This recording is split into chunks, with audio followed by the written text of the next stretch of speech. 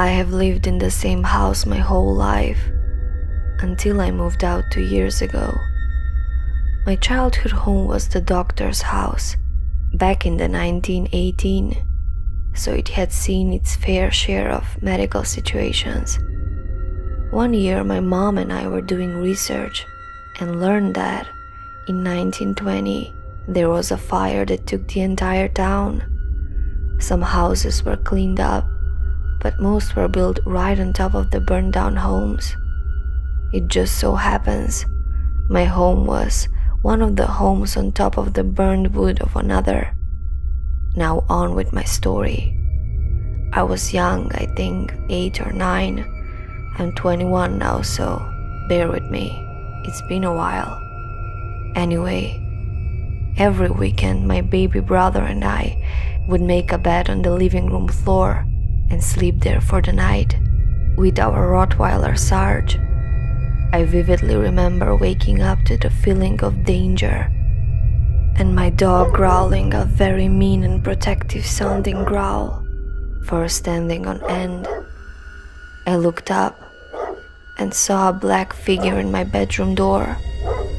I could tell it was a man, tall and muscular. Looking at him made me cry. I didn't know how to react.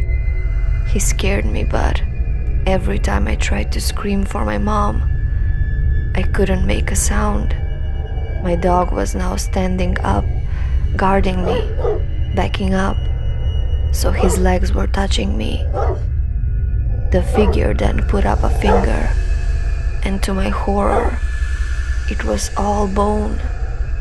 He then waved his finger at me to come to him, but I shook my head and closed my eyes. It seemed like forever, but it must have been only a few seconds. I then opened my eyes and realized he was closer. Every time I blinked, he walked closer. My dog was now barking. I could hear my parents running down the stairs to check on us. I blinked one more time, and his face was right in front of mine, inches apart. He smiles, and I could finally scream. I was crying. My parents turned on the light and he was gone. Nowhere to be seen. Vanished. I was so scared I couldn't talk. Sarge was looking everywhere, but staying close. My dad searched our home, and finally I calmed down enough to tell them what happened. Thankfully they believed me. I have never seen that man again, but when I'm home alone, I can feel the ominous feeling of danger. I know he's still there. I think it's the doctor, but I will never know.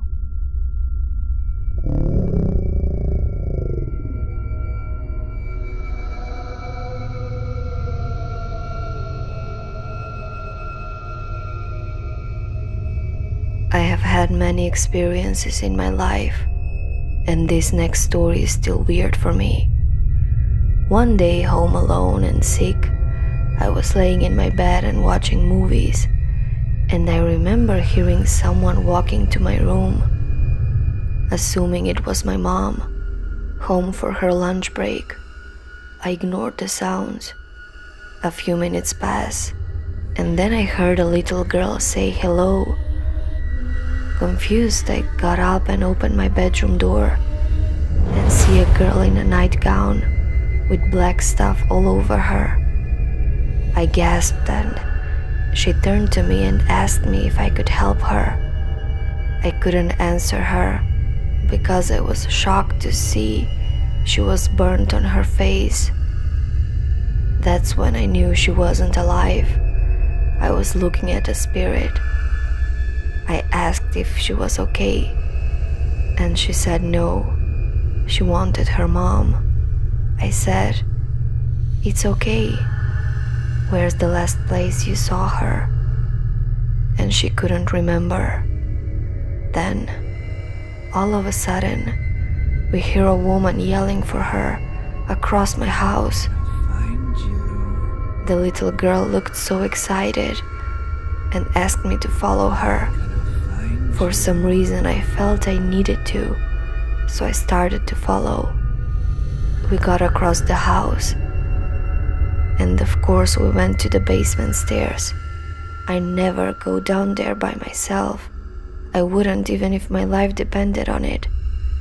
So I started to walk away, and of course she came back to me and asked me to follow her down the stairs. She wanted me to meet her mom, so I walked back and stopped at the stairs. She kept begging me to come down, but I finally looked at her and said no, and that's when the entire mood changed. She looked so mad. I don't think a girl could ever look as mad and evil as she did.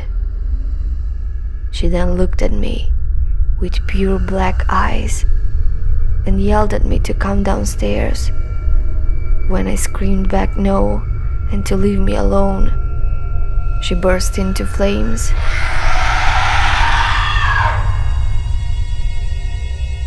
And I have never seen her again.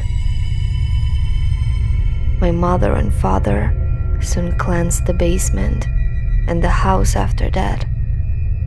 But remember, you can never fully get rid of anything, no matter how hard you try to.